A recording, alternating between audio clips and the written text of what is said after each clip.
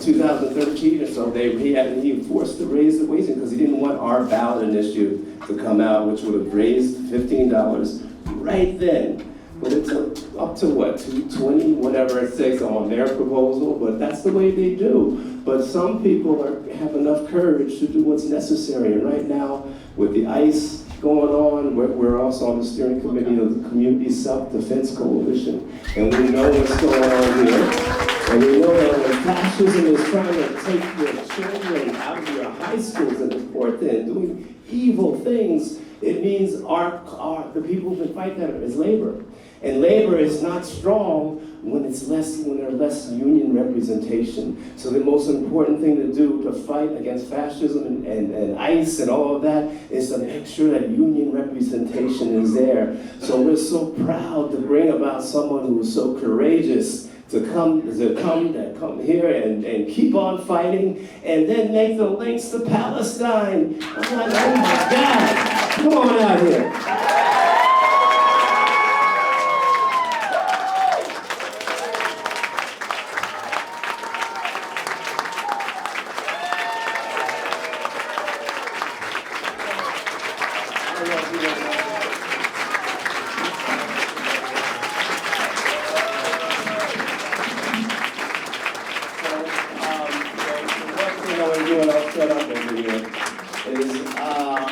The Harriet Tubman Center would like to give Chris.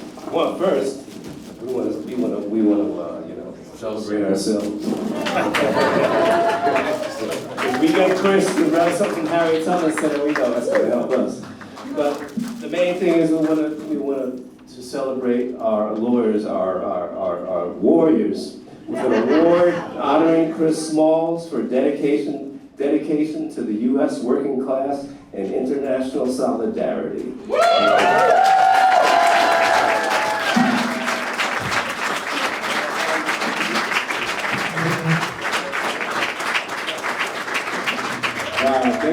Thank you all for showing up here tonight. Thank you all for showing up earlier today at the rally. This is what community really looks like right here. Thank you.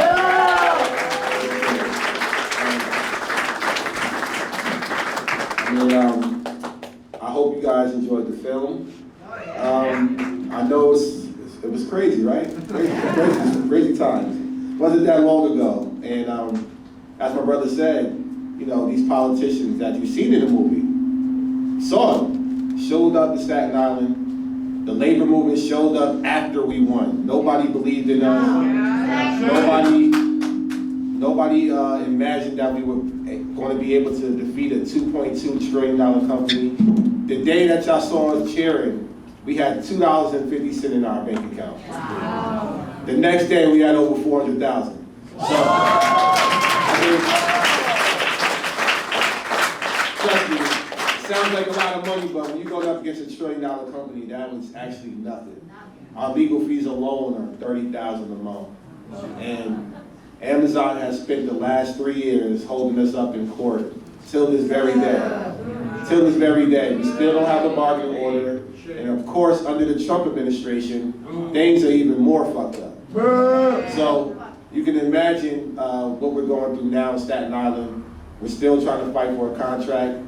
And the only way, and I've said this to the Teamsters who I affiliated the union with last year, for some type of muscle, for some type of resource.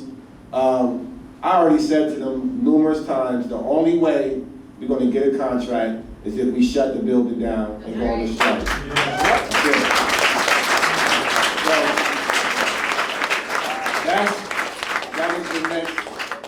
That is the next campaign that I'm actually going to be working on personally. I know I've been traveling a lot for the last 3 years and connecting myself to a lot of struggles, especially the Palestine struggle. There's still work to be done right at home in Staten Island for me, so I'm going back to help assist with the union and building up a strike campaign, not with just that building, but with every building that is willing to sign on to the strike campaign in America. We need to shut down Amazon warehouses from the East Coast to the West Coast. And what you also saw in the film, with Nanette, that's right here, 2 hours away in Moreno Valley. Nanette, she's fighting, she's a warrior, she's a leader, she's a soccer mom. So if y'all ever see call to action from Nanette, follow her on Instagram. I believe her page is ONT8, Unionize Amazon. That is her handle, I believe. She's right here in California. If y'all need something to do, I took that trip out there at least 8 times, and I had to deal with that traffic, so I can't make it all the time. I can't make it all the time for her, but I every time I have opportunity to make it out there for them, whenever they do rallies, I was out there leafleting, barbecuing, hot weather, I've done it all for her. She's right there trying to get to an election for those workers in those warehouses. And y'all know how important Inland Empire is to the industrial complex. So she's over there. So that's where we at right now. We are spreading out. We have a number of campaigns in America, but also international. We know Amazon's an international company, and Amazon warehouses across the country, across the world, are also unionized. And shout out to our brothers straight up north in Vancouver, Canada. They also won their judgment against the court. So they have a bargaining order. They have a bargaining order. And you know why they already skipped us and have a bargaining order? Because they have some of the most progressive laws in Canada. And the most progressive laws in that province in Vancouver, which is called the card check, meaning that if you want a union, they don't have to go through an election process. They don't have to go through what I had to go through to even get us there, 30%, 50%, none of that BS.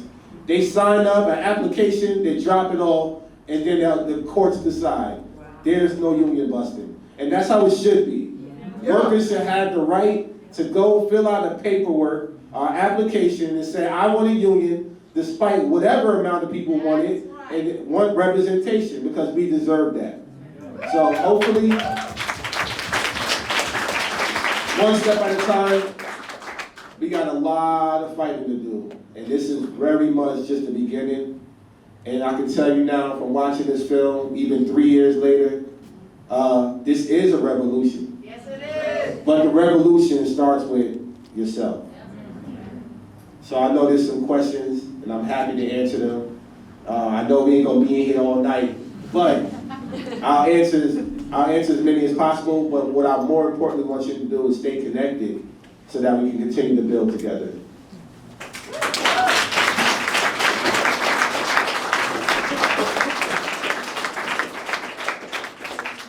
Okay, so I'll call on people to come up and you'll speak into the mic so that everybody in the room can hear your question. Where's the weed at? I gotta ask you guys. Look, we in Cali, hold on. You're supposed to have it for me. Question is, do you have 5 on it? This one? Yes. No, sorry. Oh, yes, please. Of course. All right. We'll go.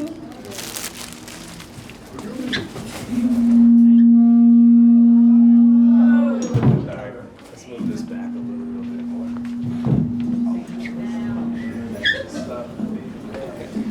Just come in just this. We're good? Okay. First of all, thank you so much for everything you've done for people, especially for Palestine. Just someone who is trying to reach the people in my community, what do you tell people who feel like their voices don't make a difference? Good question. You're going to have days of doubt. You're going to have days of defeat. You're going to have days where you don't feel like getting up. You're going to have days where people want to curse you the hell out. You're going to have days where people ain't not going to want to listen to you. They're not going to want to sign your petition. They're not going to want to shut down the office, march on the boss. And it's not their fault. They're misinformed. And we live in a country where it's retroactive. People gotta wait, unfortunately, for things to get worse before it get better. Yeah. And as an organizer, as you can see, the movie is 90 minutes, but they were filming us for 4 years. So what you guys saw was actually just surface level to the craziness that we had to endure. I was out there for over 350 days, almost a year. And there was days where people who wasn't motivated didn't want to hear from me. But then it came time where management had to get on their ass for a write-up. And then they were like, what about that union again? And that could have been 2-3 months later. So the best accountability is availability. And when you're there, no matter when that may be, as an organizer, you just gotta be there to have that conversation, because if you're not, you miss the opportunity.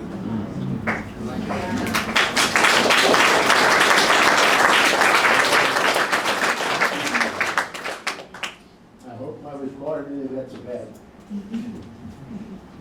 Chris, first and foremost, it's a pleasure and an honor to see you here, and thanks for being at the Harriet Tubman Center for Social Justice. I've seen some of your interviews many times, and I really appreciate you connecting the struggles of the workers, Amazon in the United States, with the struggle of the Palestinian people against Amazon. My question to you is, as I noticed in your documentary, is the lack of support from the unions. They could have done much more to support the Amazon workers. I see similarities in their lack of support for the Palestinians. What do you have to say about that? Man, that's an excellent question. I'm glad you guys watched this movie because it's all connected, right? Yep. Like, this was 3 years ago.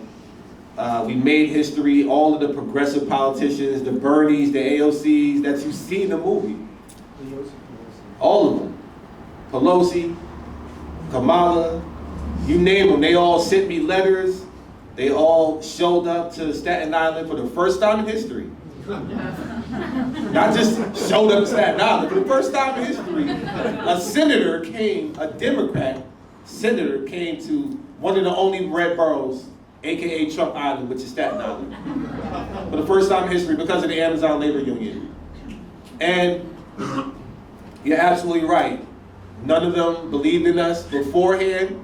They didn't even want to touch it. I had to call AOC out on Twitter for her to come to Staten Island. She had to apologize. The first time she met me, she had to apologize. So, what I'm saying is they're not our saviors. And the problem is with the labor movement, and I learned this the hard way being a grassroots organization, being a grassroots independent labor union, we embarrassed the hell out of them. Because labor unions have been around, some of them are over 100 years. They have poured millions of dollars into fighting Amazon and Walmart for the last decade and lost. At our same building, there was a campaign ran by the Teamsters in 2018. Did y'all hear about it? No. Wonder why. They never got off the ground. So what we did, it shook up not just the corporate room, but it shook up the labor movement as well. But they've never seen, I don't look like a traditional president. They've never seen a black man from the hood with black leaders, and especially women, because you can look at any executive board of the labor movement, no executive board looks like mine. So we are not only a threat to the status quo of politicians, we're a threat to the status quo of labor unions. So we are something that labor unions are missing, which is grassroots. And that's what the Palestinian movement is.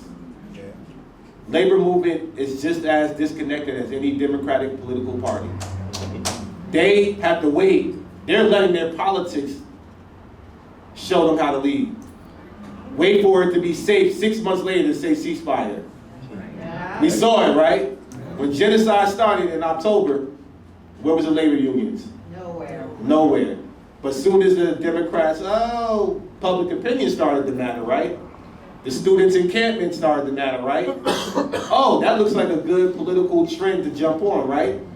So now your politicians, all right, yeah, ceasefire, right? So now your labor movement, oh yeah, ceasefire. Have y'all heard from them since? That ceasefire was over a year ago already. We're at 2 years now.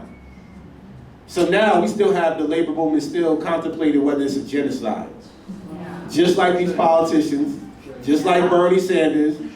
Bernie Sanders went to Ireland last year and said that genocide makes him queasy, right? He got booed right the fuck up out of there. So I can tell you now, I went to Ireland last year and I joined the students at Trinity College. And they really digested it one day. Complete difference. Complete difference. I'm not no politician. And what I'm saying is this. Politicians, they don't even matter because we make them matter. They don't have nothing to fight for. Whatever we fighting for is what they have to say they're fighting for. There's people that talk the talk and walk the walk. We do both. We can't allow them to take this movement and diminish and silence and co-opt the Palestinian movement. The same thing with the labor movement. It doesn't belong to somebody. It doesn't belong to one individual. It belongs to everybody. And I heard this earlier from our brother Chris Lopez, who came all the way from San Diego as a delegate who passed that amazing resolution that declared that this is a genocide. So that's why the labor movement is in trouble right now, because now that San Diego resolution, that's the spark that we're going to need. And California has always led, for those who don't know, California, you guys have always led the country when it comes to progressive laws, when it comes to workers' rights, right here. So you have an obligation and a responsibility and a due diligence to not just the workers, but also to Palestinians. So we have to connect the struggles. Amazon has everything to do with this genocide. And everyday civilians, whenever our government fails us, it's up to everyday civilians to step up. That's what we have to do.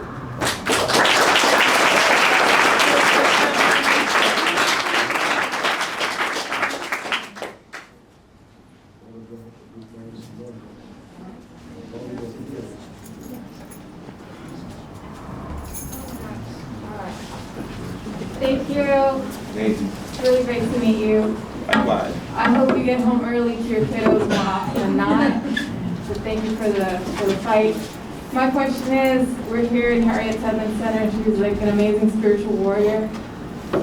You have faced like evil, like you know, with you going on flotilla. Can you share with us any spiritual practices that you have kept or have as you walk this walk, and as you've gone through all the stuff that you've already faced?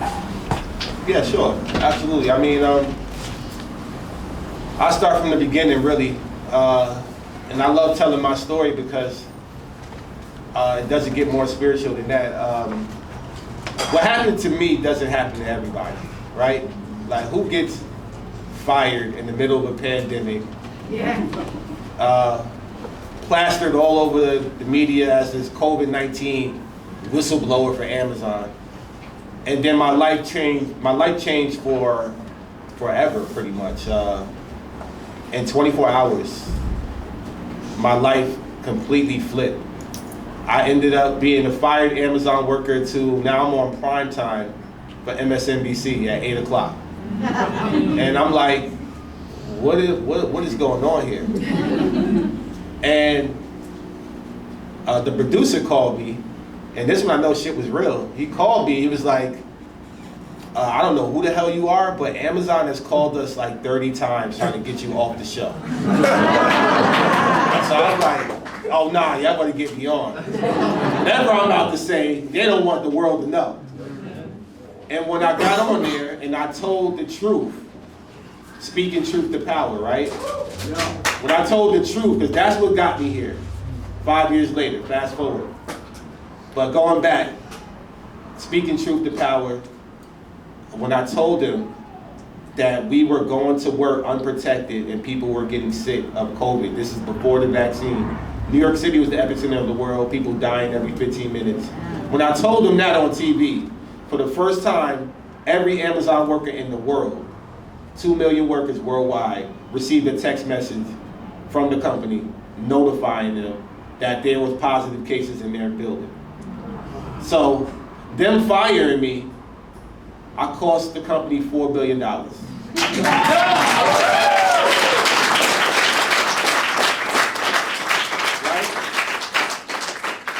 I don't know how many lives I probably saved. I don't know. I know how many lives who I watched lost in the past few years. And I know that if I didn't say anything, it would have been way higher than that. And if I didn't say anything, tens of thousands of people would have contracted this virus from just working at Amazon, not just here in America, but around the world. So,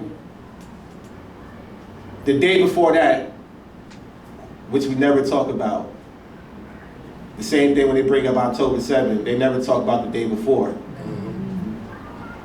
But the day before March 30th, 2020, 5 years ago, I was on my way to the strip club. I was living my life. I was actually on my way to a Pop Smoke concert. I wasn't no organizer. I wasn't no activist. I wasn't no union leader. I wasn't thinking about Palestine. I was just a father, single parent, trying to survive, make it to work, and make it back home. And everything that happened to me, when it happened, and my life changed, I cried like a baby and I said, this has to be a message. And I'm doing something that is very powerful, and I have to embrace this moment. And I can tell you, ever since that moment, and I embraced what happened to me, that there is no doubt in my mind that our ancestors are not with me.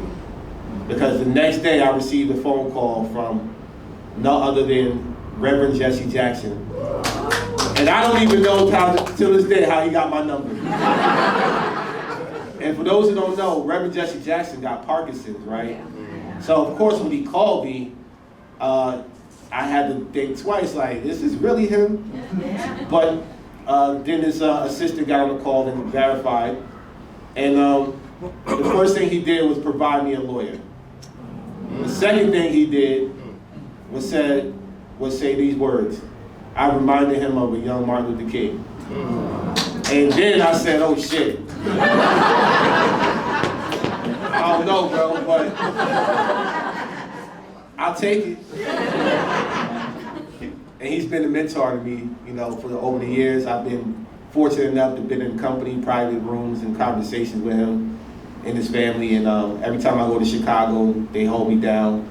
And I know the legal representation that he definitely provided, pro bono. And I couldn't ask for a better message than that, because we already know what Martin Luther King means to the civil rights movement, means to the black community, means to every community. He's in we all know he has a street in every major city. And the history of our ancestors is left up to us to carry that legacy. And I'm just trying to do my part. And I can tell you now, once again, if you would have asked me this 5 years ago, that I'd be sitting here as a founder of a union or on the Hamdullah mission, I'd have looked at you like you were crazy. So that's my connection to the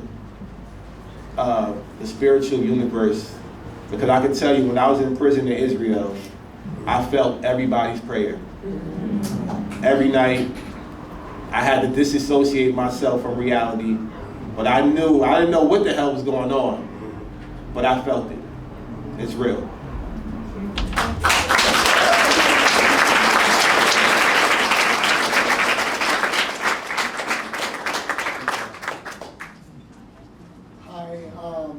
Thank you so much for your time. My name is Gabriel. Unfortunately, I'm not part of a union because my job is very small. I don't have enough people to unionize. But you've been instrumental to help my family been more familiar with the union, and because of you, because of the past few years and how shitty the world has been, people, at least for my mother, have been, in her job, they've been able to unionize. Oh, wow. And Thank you, brother. no, I'm very glad. I wish I was part of a union, but so many people around me are part of a union that I feel like I need to speak up and be let people know that the benefits of being part of a union. But my main question for you is how, in my example, how does one motivate someone that does not have any benefit, any business dealing with a union? How do you motivate others to like be aware that we're all workers? Yeah, great question. I mean, unfortunately, the history and the curriculum that we have in our school is not being taught about labor history, right? Had I known that I could look as cool as a rapper and still do this amazing work years ago, I would have took up this job a long time ago. But unfortunately, they don't teach us that in school. It's education that's missing. What the movie shows, and I'll say, hey, just watch the film as a shorter answer, but what the movie is also showing in certain parts is the education part, just like that. We're talking to people that don't know what the hell a union is. The first part of our campaign was educating people on what a union is. Before we introduce them to the Amazon Labor Union, we got to educate them on what a union is. And it's night and day when you talk about benefits. Let's start with our pay wages. If you are a unionized worker, you make roughly $12,000 to $15,000 more than ununionized workers across the board. That's number one. Let's start with your salary. Then let's talk about a pension. All of these jobs, you don't got one. You got your 401k, which is bullshit. But a pension is what unions got. So you have a retirement package. Not only that, you have job security. With a union, you can't just fire somebody. It's a process. And then after the process is arbitration. And then even if you discipline that person, there's negotiation over that discipline. So there's representation. So job security, wages, health insurance, some of the best health insurance come through union membership. Free childcare. Some unions offer that, or at least subsidiary. Other than that, they also offer free college. Some unions offer the opportunity for you to go to school, and not just for yourself, for your spouse and your children. We offer the same thing even as an independent union. So just night and day of the benefits that you have as a union membership opposed to not being in the union. But it starts with education. Unfortunately, it's not being taught in the classrooms.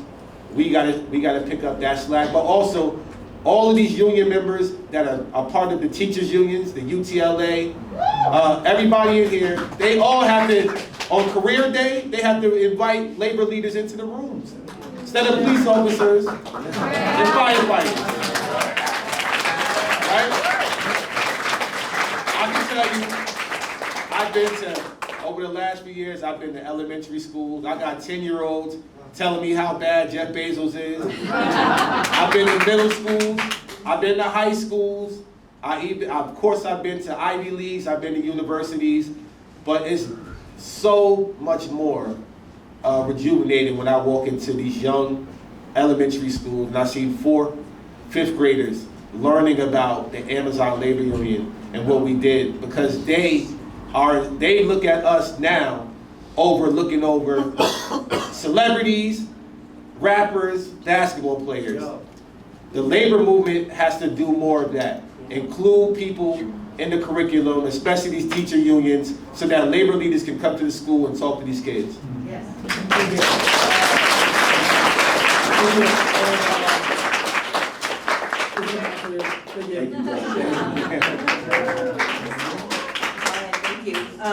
Nice segue. I'm a teacher. Thank you so much. And luckily they mostly don't know what I teach, but the kids do. The kids do inside my classroom. You're talking about getting the truth out. I'd like to present you with a book that actually John Parker is also in. It's called the Cold War Truth Commission. And we're taking on what the Cold War, the US Cold War, has done for the last 75 years to this world and to this country. There's a lot of union crushing in here, a lot of truth telling, a lot of fact telling. I'd like to give this to you, but also to ask you, please, please, a lot of us in here are deep, deep Latin America solidarity in the movement, many decades. Viva Chavez, Viva Fidel. We gotta support Venezuela, support Cuba. I know you gotta go back to Staten Island, but if you ever get the opportunity, I don't know if you've been to Cuba, but just always keep Latin America. Thank you so much. Yeah, not only have I been to Cuba, I met the president. Not only have I met the president, I graduated from Fidel Castro University. Not only did I graduate from Fidel Castro University, I got a picture of me and Che Guevara on the gram that made me lose so many followers. I love it. I love Cuba. Viva Cuba. ¡Viva Cuba! ¡Viva Cuba Libre! Cuba Libre. Two other more folks want to come up and line up. Cuba sí, la que no know, y'all.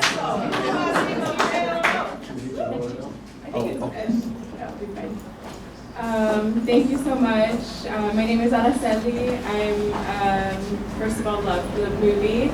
And I'm a member and organizer at the LA Tenants Union. So if you don't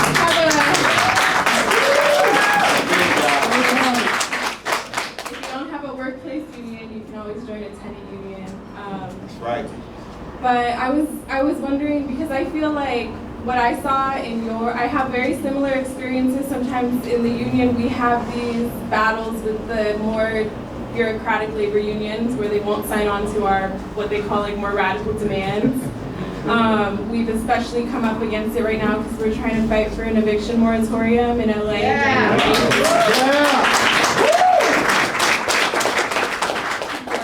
People are, being kidnapped and they're going to work because they can't pay their rent right now. So we're trying to say like, freeze the rent, eviction moratorium, like keep LA safe. But my question is, I feel like I see a lot of what you do with the grassroots organizing and what we do in the LA Tenants Union. Yes, it's about making conditions better, but it's also a mass movement. It's a working class issue, larger than just the specifics of what's happening in the warehouse. So I was just wondering, do you guys do any sort of political education or helping people understand that, yes, we're fighting for rights in Amazon, but also this is a movement of working class people. I feel like we could all join our struggles together. We get big enough, and then we're really people powered. Absolutely. Yeah, our political education is that we don't endorse candidates. Yeah. Yeah. That's our political education. Every other union endorse candidates that talk the talk but don't walk the walk. No. We don't. And we have organizers that are a part of tenant unions in New York. We connect all the struggles, at least, I try to lead by example. And the labor movement represents every movement. It doesn't exclude people fighting for tenant and housing that I know the labor movement tries to exclude. And it's not just here in the US, it's all over the world. Same thing when it comes to refugees. Labor unions overseas, they try to tell them that they're not able to come into their country, but they want them to work. Yeah. They want them to work, but they don't want to give them voting rights. So it's the same thing, it's all connected. And our labor movement is way behind the 8 ball. We can talk about Palestine, we can talk about housing, we can talk about grassroots in general. What have they invested in over the last decade? I can tell you less than 3%. When we won and made history, and not just Amazon, but the Starbucks workers, Starbucks United, who they jumped on that bandwagon, and they amplified. All these big institutions and labor unions only contributed 3% of their millions of dollars of strike funds.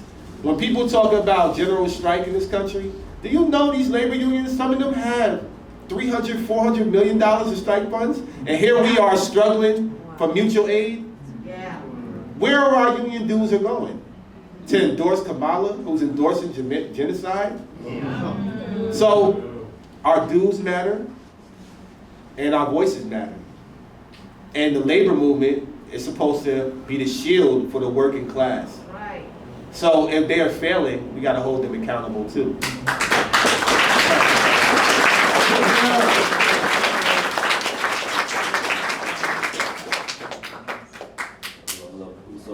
What's up, bro? So you already began to touch on it, right?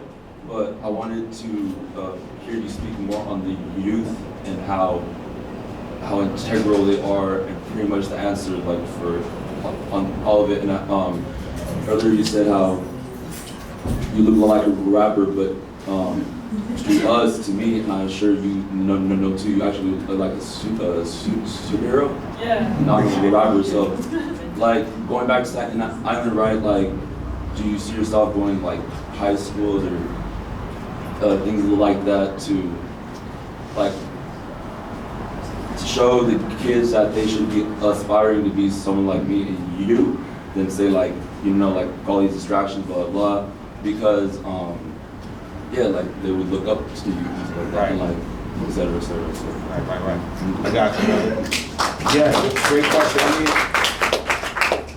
mean, now y'all see why. So yeah, like to show them like, yo, I went on this voyage and like this could be you, like you have that power and like all that. Absolutely, got you, brother. Yeah. I mean, you're right. The high school's been my most inspirational. The elementary school's been most inspirational. I've been doing career day at some different school every year for the last 3 years. And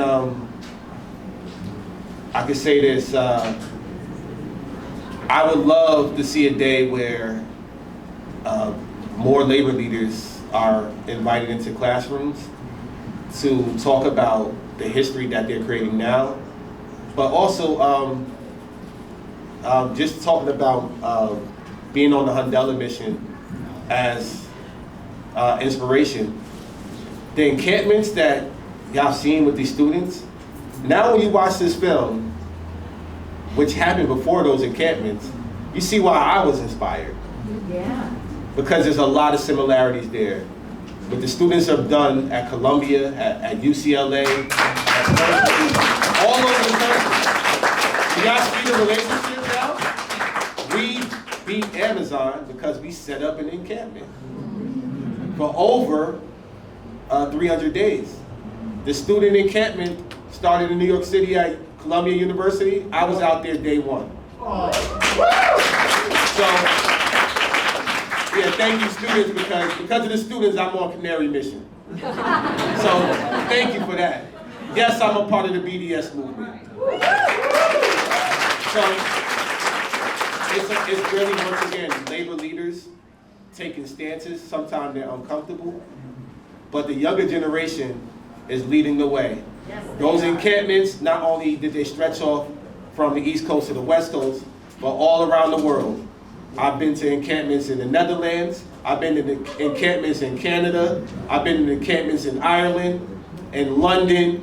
So these encampments that started here in the US were led by the younger generation, led by students, and they definitely inspired me, because I looked at that and said, that's exactly what we did against Amazon.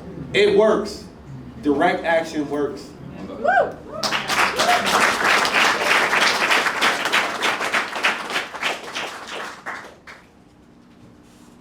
Hi, thank you for being here.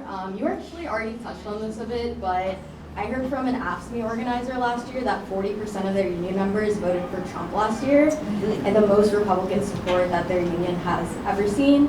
And these establishment unions are still spending millions on endorsements and during elections to prop up the Democratic Party. And at least in my eyes, I see that these union members are turning to these fascist narratives because they're so frustrated with their material conditions. So how can we, as working class people, teach people to stop looking towards these politicians to save them, and how can we as regular people stop these establishment unions from spending, their members' money to support the Democratic Party, party that doesn't care about workers, they can't even bother to oppose genocide.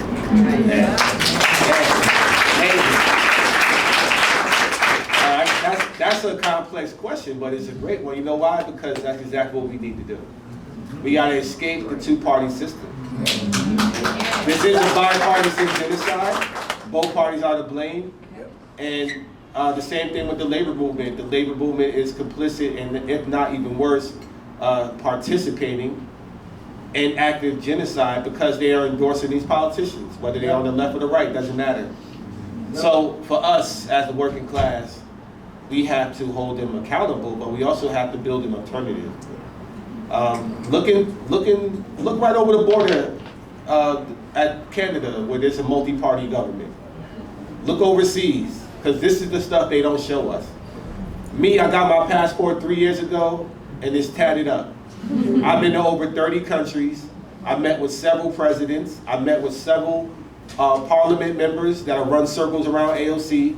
And I've been to some of the most socialistic, communistic, Marxistic countries. I've been to some of the most dangerous countries, some of the most autonomous. What other labor leader is going to go and sit and or go scream out free Cuba? Or what labor leader that you know is going to get on the flotilla right now? So the answer is zero. I can tell you that right now, the answer is zero. Everybody, you can name them from the Sean O'Briens to the Sarah Nelsons to the Liz Schultz to the Sean Faines. None of these labor leaders are going to get their asses on the flotilla and do what I do. None of them. But these are our labor leaders in America. So we got to hold them, these 4 individuals, 5 individuals, 6, whatever it is, we got to make them draw a line and pick a side. You're either with us or you're not. There is no 1 foot in, 1 foot out. So the two-party system is failing us, right? We all know that. What's the definition of insanity? How long are we going to wait? Another lifetime? I don't want to do that shit. I'm 30-some years old, and I've done more than these labor leaders done in a few years. In just a short amount of time. So it's up to the people. It's up to the people to push them out, but also build something. And what I'm working on is something that always was once, a thing. The U.S. Labor Party, we once had that. And that dissolved. It dissolved in the 1970s because of the two-party system. Did y'all see how they attacked the third parties last year? But I can tell you now, as this labor leader, I'm the only one that every last one of those presidential candidates came to my office. And whether they were running against Biden, Kamala, or Trump. So that says something to me right there. If everybody that's running is coming to talk to me, what can I do to help them? This election, we can't use, obviously, all these independent campaigns were using the Palestine movement, obviously actively participating by their activism as well, not trying to take away from that. But we know that the Palestine movement is not going to win you a presidential election here. Not in America. There's got to be more to it, right? The system is broken. The system doesn't work for us. The system wasn't built for us. Nope. The Labor Party that I'm working on, once again, all of these countries that I visited, all of these presidents and trade unionists that I met, the ones that are shutting down the ports right now in Greece, those are my brothers. Those are my brothers and sisters. If y'all may have paid attention, France a few years ago had a general strike. They shut down the whole country. Those are my brothers. I can call them up. Actually, I'm going to see them next week in Paris. In Paris. And let me tell you how the trade unions did that. The unions that represent the sanitation workers, they stopped the sanitation in the areas where only the politicians live.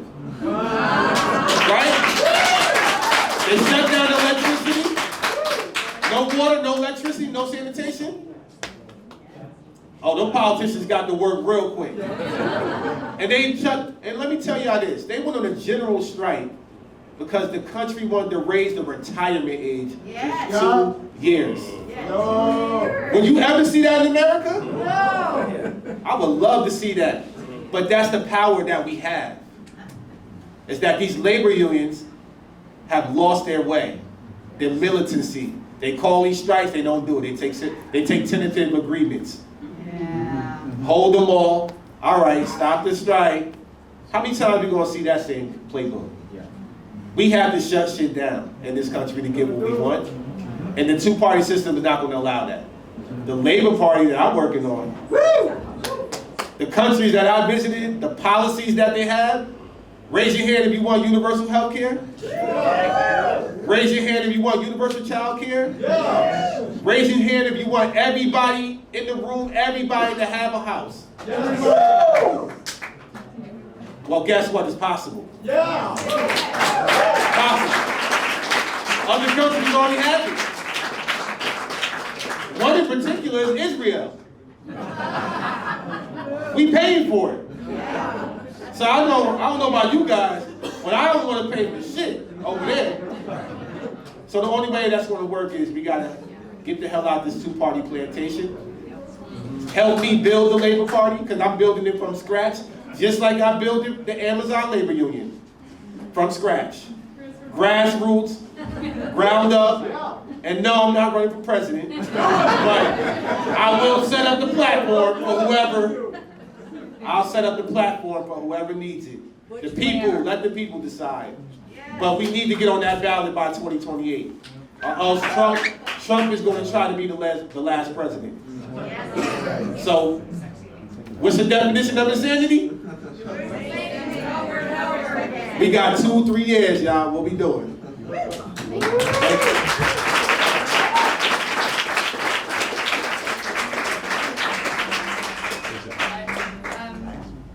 Well, firstly, I want to say like a collective thank you for everything that you do, but also for like how you inspire how you inspire people to organize collectively and think as a collective. And you clearly don't do it like for your personal benefit or like ego. It's clearly for a collective benefit, and that's like definitely inspiring to me. And I know I'm kind of the other one, so I wanted to have like said that right at the Thank you. But my question is, if you were to go on another flotilla, what lessons have you taken away from the Handala, both like things you might do differently and things that went really well? Yeah, I will go on. To answer that question is, I will go on when the time is right. Hopefully I don't have to, because none of us should have to. No. We shouldn't have to put our lives at risk to try to break an illegal siege, to feed people that are desperately in need. We shouldn't have to do that. These flotilla missions are not a cruise. They're not fun. They're not something that I even want my comrades doing, even though I encourage you to do whatever you feel. If you could avoid that, I would tell you too. Because what I experienced, of course, being a black man, I had to go through a little bit more traumatic experience, but even the mission itself, just knowing that you could possibly be killed and not return home or in prison for years, that's definitely traumatic. The experience that I would take on the next mission, well, maybe I'll try to be a little bit more antagonizing. That's the only experience I'll take. I mean, the only thing, it's ironic that the only thing that came out from the Handela mission is a statement about my assault. Did you guys notice that? Yeah. The Mad Lean with Greta Thunberg, that was 2 months ago.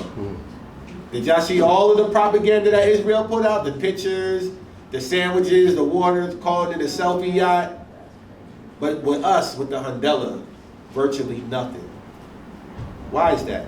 The only statement they put out was that Chris Small, the black man, was the aggressor, was the antagonizer. That's why we assaulted him. That's what they said to The Guardian.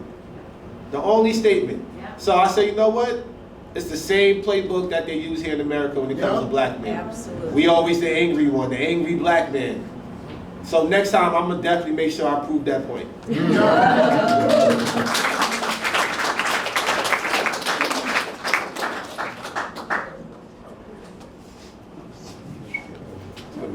So anyway, after a day, I think that's been another, about 20 minutes or so? Yeah, this is last y'all, last four y'all. Yeah, how you doing? Last four, then afterwards, I'll catch you outside. All right.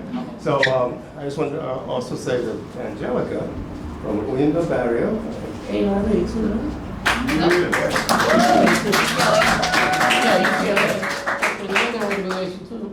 The Community Self-Defense Coalition. Oh, that one, of course, yes. Williamsville Barrio was the initiator of that coalition, so I just wanted to introduce Angelica. Thank you for being here. Thank you. Thank you, John. Yeah, y'all should join Williamsville Barrio and the Community Self-Defense Coalition. I'm also part of UTLA. I'm a teacher, and I serve on the steering committee with John for the Community Self-Defense Coalition. I know that UTLA and other unions are planning on using the colliding contracts in 2028 to call for a massive strike. It also happens to coincide with the Olympics in LA. And so, I know, dun. So, you mentioned earlier that the only way we get things that we want, and I'm a history teacher, by the way, ethics studies, so we can talk about labor unions. But the only way that we get things is when we shut shit down, right? And so, I do want to make that clear distinction. Like you mentioned, like electoral politics aren't going to fucking save us. Like it's up to us. And so I'm wondering if you all have had conversations regarding joining that 2028 like massive strike and like the disruption of the Olympics here in LA. That's a no-brainer. I'm here. Yeah, sure. That's absolutely. You're like, yeah, okay, cool. All right, well, let's see you there. Yeah, should be there for sure. I mean, that's definitely a powerful initiative. But we still got some time for that. Yeah, we got some time in between. But I definitely, you have my support through the UTLA. Have brought me out here in the past. I was a keynote speaker at one of their conferences 2 years ago. I do got some beef with your president right now. Me too. I got some beef. I mean, look, like I said, some of these unions didn't say shit about what happened to me. UTLA is one of them. So I do love y'all, but it's tough love. And after we hash that out, because I will have a conversation with her eventually. I know that for a fact. She actually did one of the screenings for us in LA a few months ago. But we had to fight for like the for everything. I saw someone was an educator for I'm glad that you guys are here, because now y'all can go relay the message that I'm upset. She got to make it right. I'll text her right now. But I'll be here.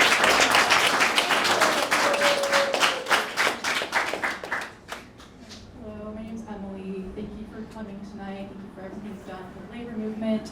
I was wondering if you could speak a little bit about ALU's decision to affiliate with Teamsters and like kind of contrast some of like the pros and cons of like organizing as an independent union and being affiliated with a larger union such as Teamsters. Yeah. Well, as I mentioned in the beginning, as an independent union for 3 years under my presidency, I had to raise every penny for this union and even give my salary back twice just to keep us afloat. We're talking about going up against $2.2 trillion company with $1 million lawyers. That's what the film doesn't show y'all. That every lawyer that they have, and they usually have about 6 of them, every time I go to court, it's just me and my 70-year-old pro bono lawyer, Jeannie Myers, who actually, she's a GOAT because she worked on the first campaign for Nelson Mandela. So my lawyer is a superstar, don't worry. She may be 70 years old, but she is a fighter in the movement for over 50 years. And she took on the Amazon Labor Union pro bono. I owe her like $200,000. No lie, probably more than that. And we don't have $30,000 a month without me organizing to try to get donations to the Amazon Labor Union. So financially, being independent, especially when these labor unions, the larger ones, they cut us a check when we won to say, hey, yeah. And then we never heard from them again, just like we haven't heard from these politicians.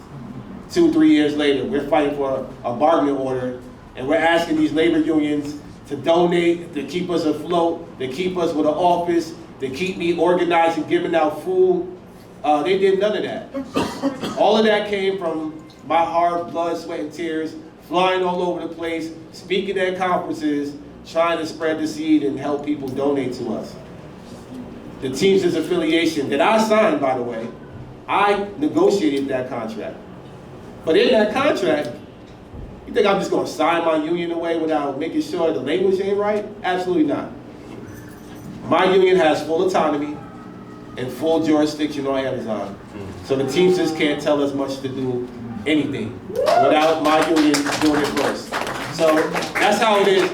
It's not normally like that with other agreements and affiliations, but I can tell you with the Amazon Labor Union, IBT Local 1, that our contract, we have full autonomy. So we can still do all the radical shit, give out weed, give out food. We can still do whatever we want to do, and the Teamsters can't really tell us anything. We do have a different set of rules and constitution bylaws, but still, the core values remain intact. We don't endorse politicians, and we still can organize from the East Coast to the West Coast. I hope that answered your question. Thank you so much. Yeah.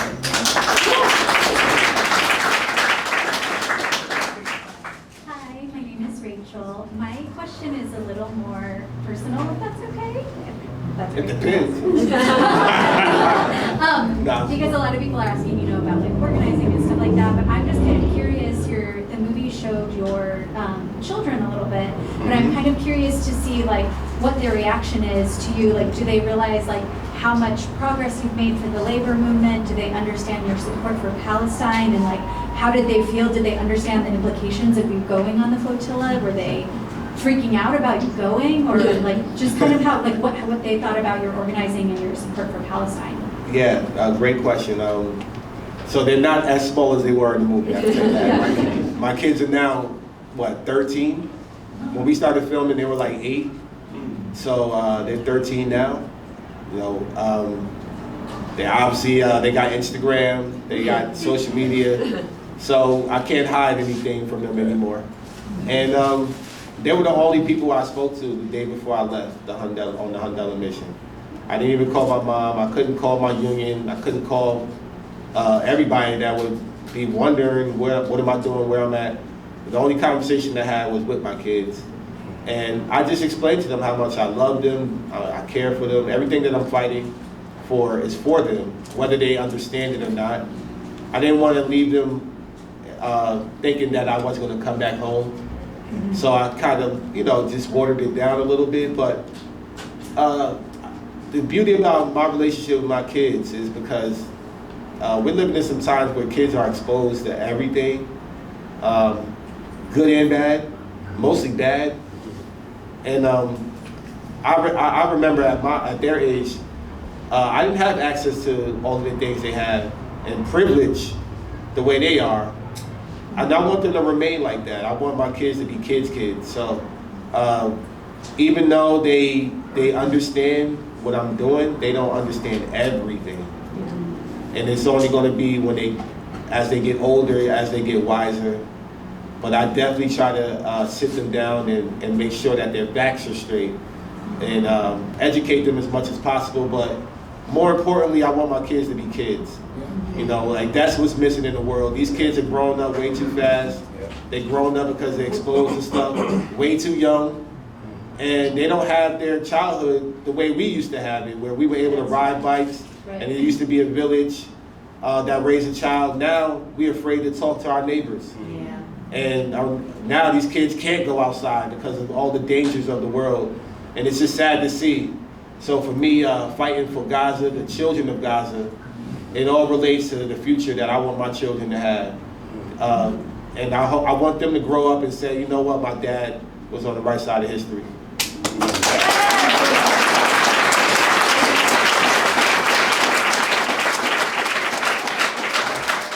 With that being said, free Palestine! Free Palestine! Free Palestine! Free Palestine! Until it's backwards, y'all. I just have one last question as well. always that guy. It was always not always the guy. Thank you so much, brother, for your work. As I often say, all power to the people and freedom all. But just from your perspective, what keeps you motivated and inspired in the work going forward and continuing to fight? I just wanted to know that from your perspective. Well, number one is some good weed. Number two, no, I'm joking. That's a little bit to it, yeah, it does help. The stress that I'm dealing with. It's a bunch of bullshit out here. But, honestly, it's the people, man. Like, when I came home from prison a month ago, I was so blessed and humbled to come home to 200 people at the airport. My friends, extended family, my union, entire executive board was there, former and past, my mother, my brother, to see people over the years that I've met from all over the country. We had Bob Achille from LA representing, he flew out there.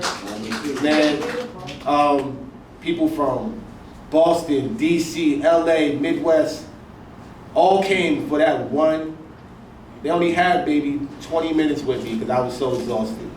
But to see the community show up the way they did and the way I would show up for them over the years, people I've met and build with and just, we love each other through solidarity.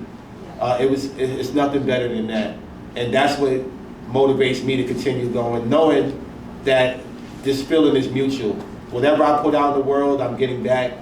And I want everybody to experience the joy that we had when we beat Amazon. Because I can tell you, next to my kids being born, that was the best feeling in my motherfucking life. To beat Jeff Bezos, the richest man in the world, and say, fuck you, while you're in space. With your comrades, with your brothers and sisters, with the people you see struggling every day, blood, sweat, and tears. There's no better feeling when you defeat a powerful entity. And just like what's going on with Palestine, we're going to all celebrate the day that we liberate them. The day that this genocide comes to an end.